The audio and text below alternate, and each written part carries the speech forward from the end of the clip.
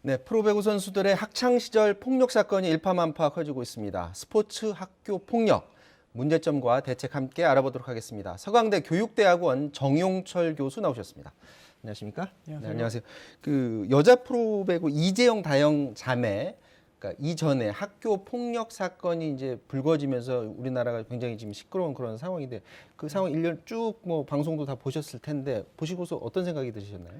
약간 그 양가적인 감정이 드는데요. 네. 첫 번째는 이런 사건이 놀랍지 않다. 아, 놀랍지 않아요. 왜냐하면 그 전부터 이런 사건들이 계속 벌어지고 있었고 매번 나올 때마다 사회적인 논란이 됐지만 근절이 안 됐다는 점이 마음은 아프지만 굉장히 너무 익숙한 나래티브라는 생각이 들었고요. 그럼에도 불구하고 이번에는 피해자가 SNS 통해서 이걸 그 밝힌 부분에 있어서는 어느 정도 이제 더 이상 피해자들이 이 사실을 덮고 말하지 못하는 시절은 좀 지나지 않았나, 어느 정도 피해자의 목소리가 나오는 임계점에 다다르지 않았나, 이런 두 가지 양가적인 감정을 가졌습니다.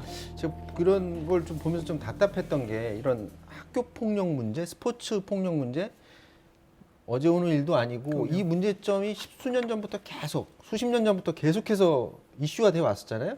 그런데도 불구하고 해결되지 않는다는 건 아직도 우리는 성적 지상주의 그리고 합숙 훈련할 때 어떤 폭력 문제 이런 것들 네. 여전히 거기에 근본 원인이 있다고 봐야 될까요? 지금 두 가지 지적하셨는데 합숙 있고 네. 성적 지상주의가 있는데 합숙은 이제 물리적인 굉장히 고립된 물리적 환경인데 이 부분은 굉장히 지적이 많이 돼서 지금 합숙소는 이제 공식적으로는 없어지는 걸로 그렇게 진행이 되고 있어요. 근데 많이 공식적이기만 그렇죠. 없어지는 네. 거죠. 또 암암리에 있긴 하죠. 네. 네. 근데 이제 성적 지상주의는 사실은 조금 더 깊이 들어봐야 되는데 이 부분은 우리가 메달 따고 뭐 성적을 내기 위해서 열심히 하는 거를 하지 말라는 게 아니고요. 네. 그걸 가는 동안에 그 과정에서 벌어지는 여러 가지 반인권적인 사항들에 대해서 문제 제기를 하고 그 부분을 걷어내려고 하는 건데 이 성적 지상주의가 나올 때마다 좀 약간 메달 따는 게 뭐 어떠냐 이런 식으로 반론을 제기하는 분들이 꽤 있어요. 네. 자, 이 관련해서 2019년에 국가인권위원회가 그 전수조사를 했었거든요. 그 전수조사 결과를 보면 아무래도 가해자들이 지도자인 경우가 많긴 했지만 또 내용을 살펴보면 학생이 가해자인 경우도 많습니다. 이번에 또 이제 이슈가 되긴 했지만 앞으로도 비슷하게 뒤늦게지만 학폭 문제를 스포츠 학폭 문제를 계속 이슈화될 가능성이 있다고 봐야 될까요?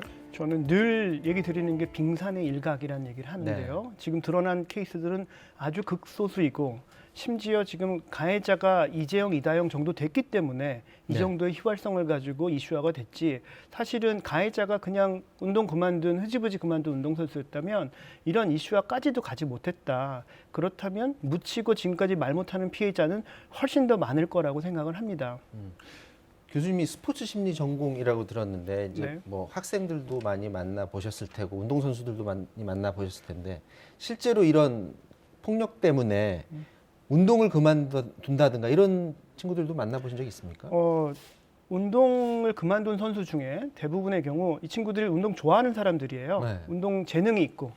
근데 이 분야에서 떠난다는 것은 극단적인 일이 벌어지지 않으면 거의 안 일어나는데 네. 그 경우에 대다수가 어떤 폭력과 어떤 반인권적인 어떤 지도자나 동료들의 어떤 악행이 이유가 된 경우가 굉장히 많고요. 그런 선수들의 경우는 이런 심리적인 어떤 상처, 그 이모셔널 스카라고 하는 이런 트라우마가 굉장히 오랫동안 지속이 되고 친구들이 저를 만나서 상담할 때 얘기를 들어보면 운동 못 한다고 맞고 운동 그만둔다고 하고 한다고 맞고. 아, 그래도 그렇죠? 맞아요. 네. 심지어 제가 본 친구 중에는 공부한다고 했다 맞은 친구도 있고요. 그러니까 다양한 경로로, 다양한 이유로. 그리고 그냥 눈빛이 마음에 안 든다. 그쵸, 건방지다. 네. 그 굉장히 유명한 일화인데요. 그런 이유로 이 배구에서 큰 사건이 2005년, 2009년에 있었는데 네. 그때 유명 선수, 국가대표 주전 선수가 맞았던 이유가 엄청 많이 맞아서 문제가 됐었는데 그때 이유가 알아보니까 정말 어이없게도 감독이 보는데 눈빛이 마음에 안 들었다라는 이유로 맞았다는 거죠. 그러니까 말도 안 되는 이유로 이런 엄청난 폭행들이 가해진 거죠.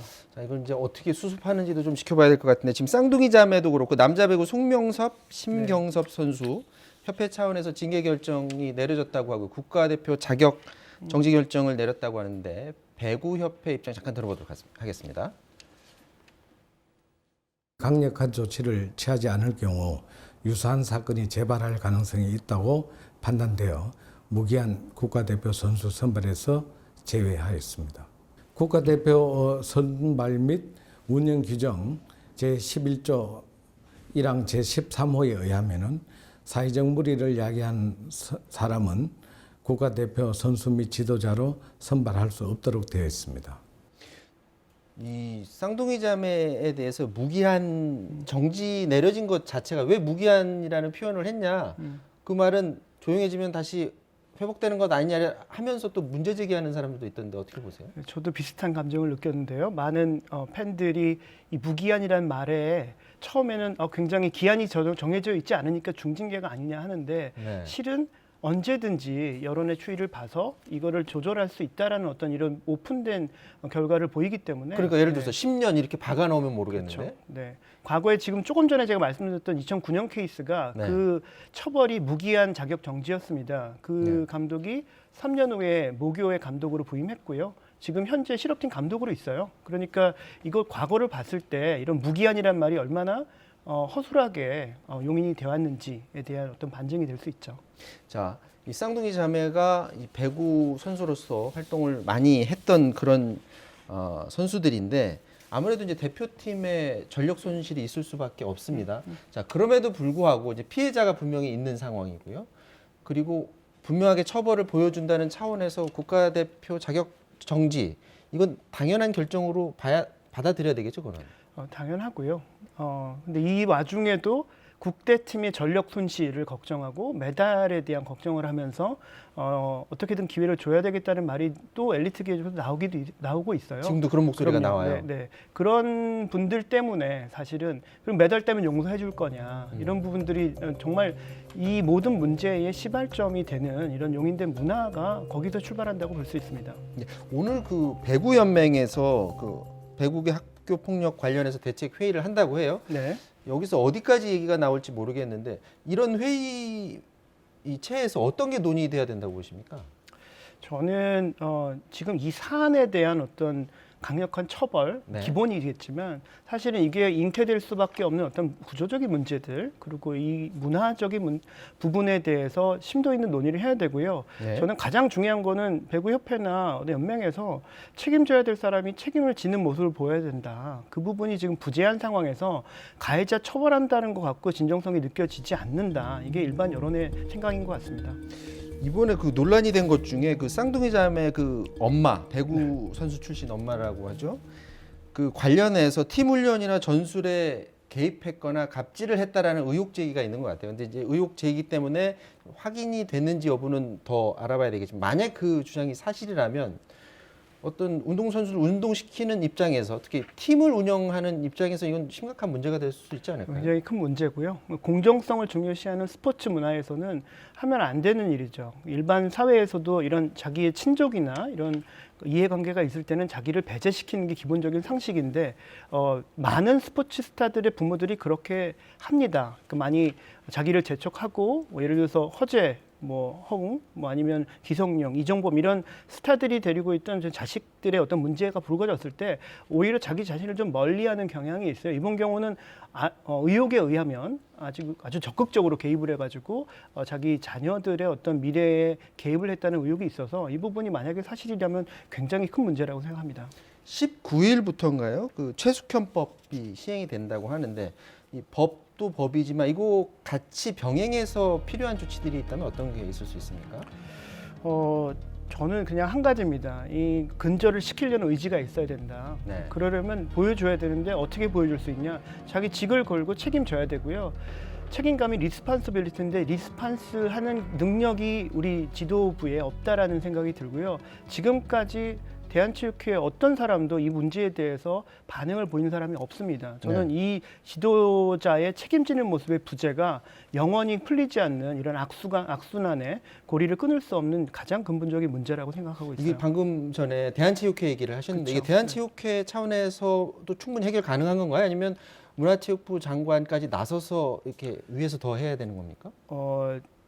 대한체육회 지금 막 출범했잖아요. 네. 재선돼서 이제 4년 임기를 앞두고 있는데요. 캠페인에서 스포츠 인권 가장 중요하게 생각했다고 말씀하셨어요.